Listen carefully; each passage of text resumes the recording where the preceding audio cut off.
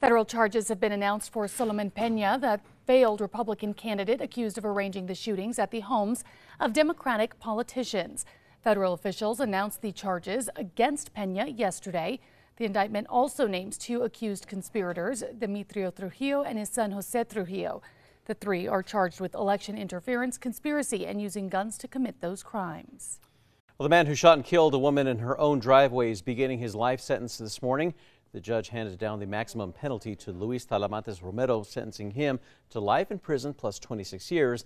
That was for killing 55-year-old Jacqueline Vigil in her driveway in 2019. He is still awaiting sentencing in a federal case for entering the U.S. illegally. The Albuquerque father who pleaded guilty for the death of his baby daughter is set to be sentenced. Moses Johnson told police he left his 11-month-old daughter unattended in a bathroom of a motel when the girl fell into the tub and died. He faces up to 12 years in prison. His hearing is set for 2:30 this afternoon. Erica. And here's a look at our school day forecast. 57 this morning with some cooler temperatures than yesterday, so you may want to wear a sweater as you're heading out. By the afternoon, we'll see a light breeze with a high of 81, mostly sunny skies. Well, it's still unclear if the Lobo Aggie men's basketball game will take place or happen this year. That's after security concerns have the UNM athletics department holding off on scheduling that face-off. The rivalry football game will happen. That's scheduled for September 16th. Two former Albuquerque nursing home employees are accusing their former employer of workplace discrimination. The two women have submitted complaints about the South Valley Care Center to the National Labor Relations Board and the EEOC. The South Valley Care Center declined to comment on the accusations. Well, some Albuquerque residents might be waiting a while longer. That's for Barelas Park to be completed. Phase 1, including new playgrounds and a multi-use court, wrapped up 2 weeks ago. Now the city needs to secure about $700,000 to $800,000 to fund Phase 2. Until then, there's no time frame as to when construction could begin. Erica. And here's a look at our threat index. It is moderate today, as we'll see storms in northern and eastern New Mexico, even the central high terrain.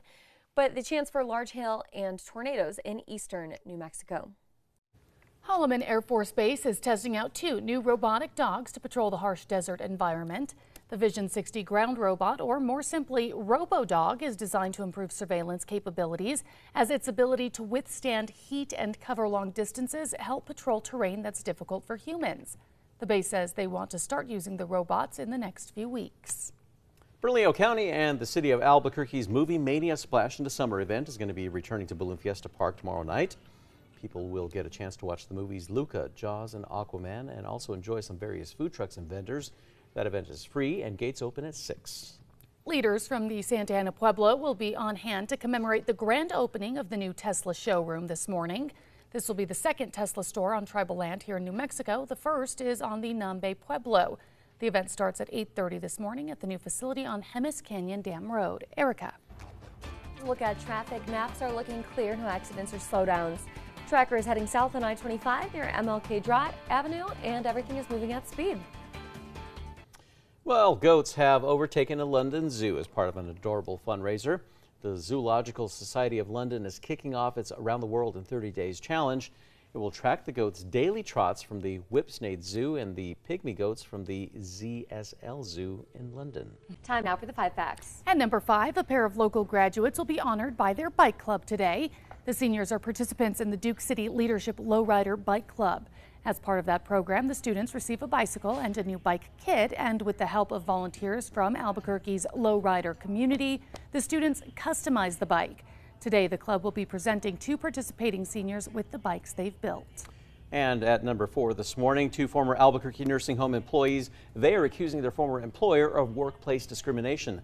Maria Nevares and Maria Perez, both in their 50s, claim that they faced discrimination at the hands of their supervisors at the South Valley Care Center. The 2 women have submitted their complaints to the National Labor Relations Board and the EEOC. And at number 3, it's going to be a drier and warm day. We will see less storms in eastern New Mexico this afternoon, but still a chance for them to become severe. And in northern New Mexico, we'll also see scattered storms, but we will stay dry in the metro. And number 2 this morning, security concerns have cast doubt on the fate of the Lobo Aggies men's basketball games. Comes in the wake of a brawl and deadly shooting connected to the rivalry. UNM's athletic director says that they've been trying to get an understanding of NMSU's safety plans for an away game in Las Cruces, but they have not gotten any direction on state's plans. Now, without a plan in place, the Lobos will not schedule a game there. There's still time to work things out, but teams are quickly filling up their non-conference schedule. The rivalry football game will happen. That's scheduled for September 16th. And number one, federal charges have been announced for the failed Republican candidate accused of arranging the shootings at the homes of Democratic politicians. Federal officials announced the charges against Holloman Pena yesterday, who lost his bid for a Southwest Albuquerque House seat by nearly 50 points. The indictment also names two accused conspirators, Demetrio Trujillo and his son Jose Trujillo, who the feds say helped Pena carry out the shootings. The feds say Pena will soon be transferred from state to federal custody.